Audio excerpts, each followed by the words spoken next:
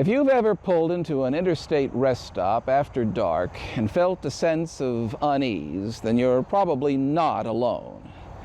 These essential facilities, spread all along the vast interstate highway system, serve a vital function to civilian and commercial drivers alike. You pull in, use the restroom, grab a soda or a snack, and then are back on the road in a matter of minutes. However, their isolated nature and the fact that they play host to drivers from all over and at all hours have often made them an attractive target for criminals.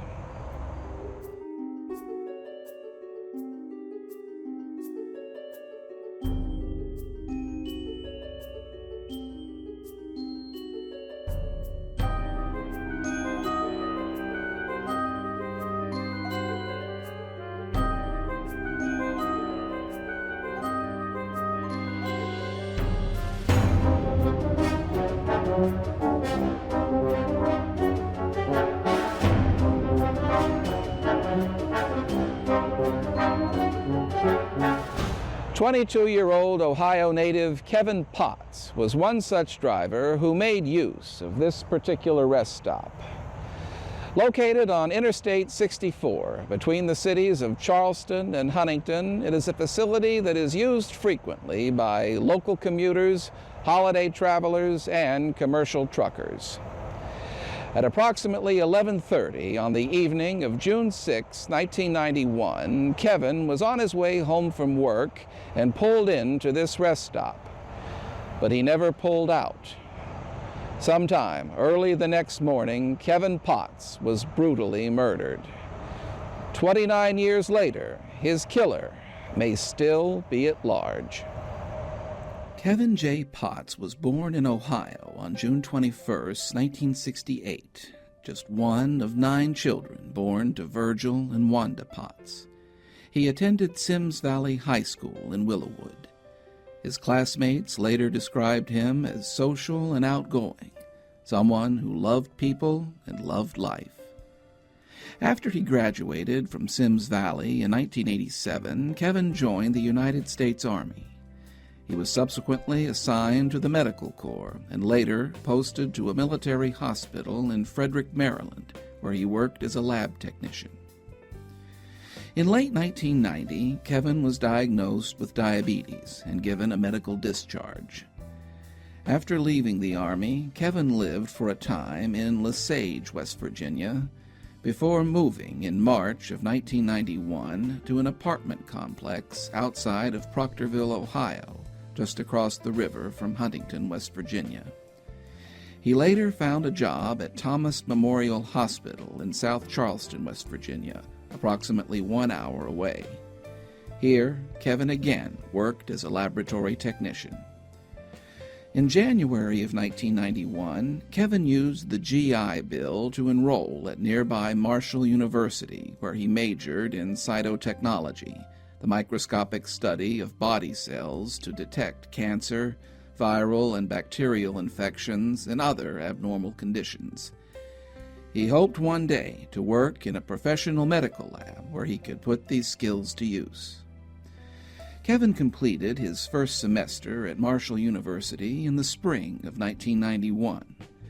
According to his family and friends, he planned to enroll in summer school classes, which were set to begin on Monday, June 10th. Sadly, Kevin Potts would never have the opportunity to further his education.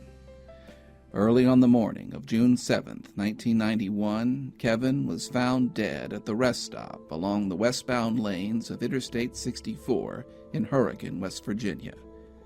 He had been shot once in the center of the forehead. To this day, no one knows just who pulled the trigger. At the time of his murder, Kevin Potts was living here in the Middlebrook apartment complex just east of Proctorville, Ohio. The morning of Thursday, June 6, 1991, apparently started normally for Kevin Potts. An employee at the Kroger's supermarket in Proctorville recalled having seen Kevin early that morning before he left for work. Kevin seemed normal, and nothing appeared to be out of the ordinary. After leaving the Kroger store, Kevin would have crossed the Ohio River by way of the East Huntington Bridge. He would then have taken U.S. Route 60 to Interstate 64 and then proceeded east approximately 43 miles to exit 54 in South Charleston, West Virginia.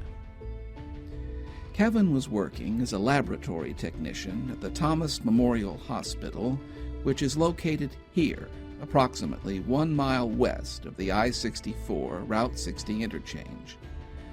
According to accounts published in 1991, Kevin worked at the hospital until approximately 11 p.m. that night. Before leaving, he changed from his work scrubs into his street clothes.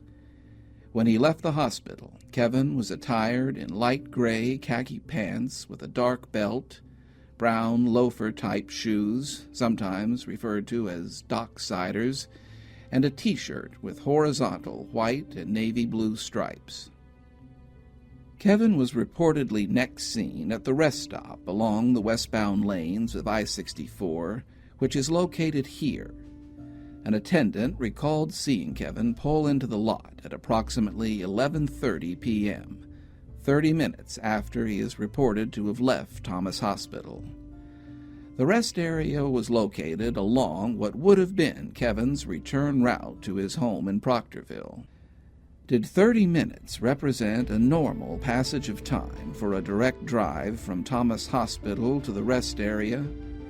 Or did it suggest that Kevin may have gone elsewhere or taken an alternate route? We decided to try it for ourselves at roughly 9 p.m. on a clear weeknight. We left Thomas Hospital, traveled east on Route 60, and took the exit ramp onto Interstate 64 westbound and drove to the rest area where Kevin was later found. Total elapsed time, 21 minutes. The route is virtually unchanged since 1991. Curiously, several weeks before he was murdered, Kevin reportedly made a point of telling several of his friends that he often stopped at the I-64 rest area on his drive back from South Charleston to Proctorville. Could Kevin have been indicating that he felt a sense of fear about his late-night stops? Kevin's father, Virgil, later told the Charleston Gazette that because Kevin was a diabetic, it was not unusual for his blood sugar to rise and drop suddenly. He theorized that he may have felt sick and pulled into the rest area to buy a soda. Whatever the reason, Kevin Potts's light blue 1984 Chevrolet Cavalier was seen in the rest stop's parking lot by more than one individual between the hours of 11:30 p.m. on June 6th and approximately 2 a.m. on June 7th. One witness reported that they observed Kevin asleep behind the wheel of his car at approximately 1 a.m. According to some accounts, Kevin was not alone. Sometime between 1:30 and 2 a.m., Kevin was observed talking to and walking with two unidentified males in the parking lot. A witness later described one of the men as a Caucasian male with a tan complexion between 22 and 25 years of age.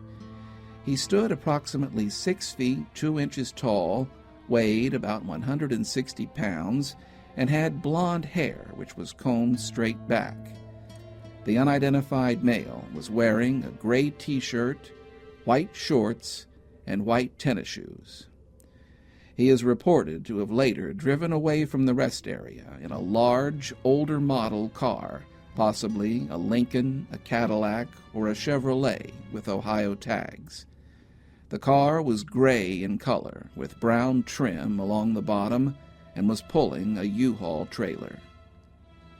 Just what transpired at the rest area over the next 4 to 6 hours is unknown.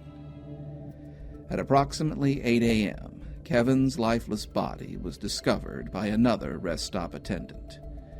The authorities were contacted, and soon detectives from the Winfield Detachment of the West Virginia State Police arrived. A crew from ABC affiliate WCHS TV 8 in Charleston was also on the scene within the hour. Kevin was found approximately 80 yards away from his vehicle along the edge of a wooded area on the western end of the rest area. He was fully clothed and was found lying on his back with his head pointing back towards the restrooms and vending machines. The lighting in the area today is the same as it was in 1991. Kevin Potts had been killed by a single gunshot wound to the forehead. Evidence at the scene indicated that the shot was fired at close range. No weapon was found at the scene, but authorities later determined that Kevin had been shot with a .22 caliber handgun. Whatever happened apparently took place during the night. Can you tell whether the victim was killed here in the woods or killed elsewhere and brought to the woods? As well as we can determine, it appears to have happened here in this local area. We do not have the weapons, or we do not know the identity of the other person involved in this. That is about it at this time. The WCHS crew was on hand as the crime scene was being processed. Kevin's body was actually filmed where it lay. However, out of respect for his family and friends, we are censoring the images of his lifeless body. Authorities later estimated that Kevin had most likely been shot sometime between the hours of 2 and 4 a.m. Kevin's wallet was missing, suggesting that robbery may have been a motive for the killing. Police questioned the rest stop attendant who had been on duty at the time Kevin would have been shot. Later, WCHS reporter Alan Cohen spoke with the witness, who requested that his identity be concealed. Police say it appears the victim was killed here sometime during the night, although the attendant on duty says he never heard a gunshot.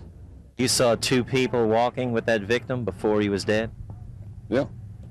And then what? I went back to work. Did you hear gunshots?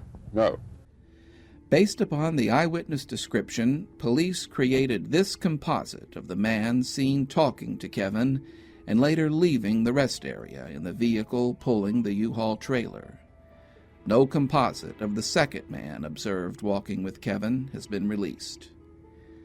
Kevin's 1984 Chevy Cavalier was found parked at the base of the concrete steps which lead up to the restrooms and vending machines. Reports at the time noted that clothing was found inside the vehicle, along with a schedule for Marshall University's summer courses. Kevin's body was later removed from the scene and taken away for an autopsy. After searching Kevin's apartment in Proctorville, police developed several persons of interest. However, in the 29 years since the murder, none have ever been charged in connection with his death. Authorities ascertained that Kevin was gay and explored the possibility that his murder may have been the result of a late-night rendezvous gone wrong. Rest areas had long been known as popular meeting places for members of the gay community who wished to keep their sexual preference a secret. However, Kevin's friends have maintained that his sexual orientation was a known fact in 1991, and that he was not, in the vernacular of the day, in the closet. Police also explored the possibility that Kevin's death may have been related to his lifestyle. Sergeant D.M. Ratliff even went so far as to go undercover at local bars and clubs frequented by the gay community. However, despite law enforcement's best efforts, they soon found themselves against a brick wall. Kevin's family later pleaded with the public for help. I want anyone who knows anything or saw anything to please help. We need to show more human kindness, more love, so this violence will stop, so it'll quit. Hoping to locate additional witnesses, the state police posted flyers outside of the rest area. Still, the investigation continued to grow cold. West Virginia State Trooper G.L. Corristori perhaps summed it up best when he said, quote, "We're pretty well stumped. So far, this is a tough case," end quote. 1 month after Kevin was murdered, WCHS TV8 filed this follow-up report. It was 1 month ago. The body of 25-year-old Kevin Potts, a Marshall student, was discovered behind this rest stop on I-64. He was shot once at close range. A .22 caliber bullet lodged in his head. Police have spent hundreds of hours on this case, but still no one has been charged. A murder such as that at a rest area where a lot of transit people were through constantly is a difficult crime to solve.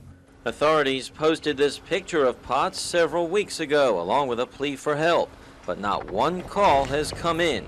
Police did release this composite of a man seen leaving the rest stop near the time of the murder.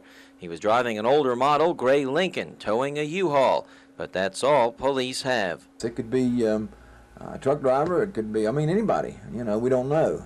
Right now we're just, checking out everything that we get. Police have theorized that the murder could have been committed by someone from out of state. They're comparing this case with similar ones elsewhere.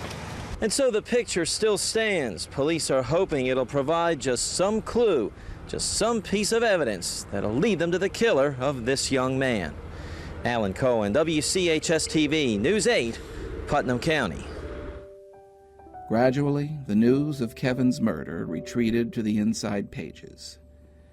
As a homicide, Kevin's case was never officially closed, but soon went inactive. It would not be reactivated until January of 2020. Today, the West Virginia State Police are taking a fresh look at the murder of Kevin Potts, citing new but as yet unreleased information as the reason. As of this airing, law enforcement are still reinvestigating Kevin's murder. Just what new leads they are pursuing have not yet been made public, but obviously they feel the murder of Kevin Potts is far from cold and is a case which can still be solved. They would be very interested in hearing from anyone who may have seen or heard anything here at this rest stop in the early morning hours of June 7th, 1991. As always, we ask that you pay close attention to the following summation. Kevin Potts left his job at Thomas Memorial Hospital in South Charleston, West Virginia at approximately 11 p.m. on June 6, 1991. That night, Kevin was dressed in light gray khaki pants with a brown belt, brown loafers, and a t-shirt with alternating navy blue and white horizontal stripes. Kevin drove from the hospital in a light blue 1984 Chevrolet Cavalier, Ohio license number 419XEX. Kevin was next seen at approximately 11:30 p.m. in his car at the rest area along the westbound lanes of Interstate 64. This rest area is located roughly 1 mile east of the Hurricane exit number 34.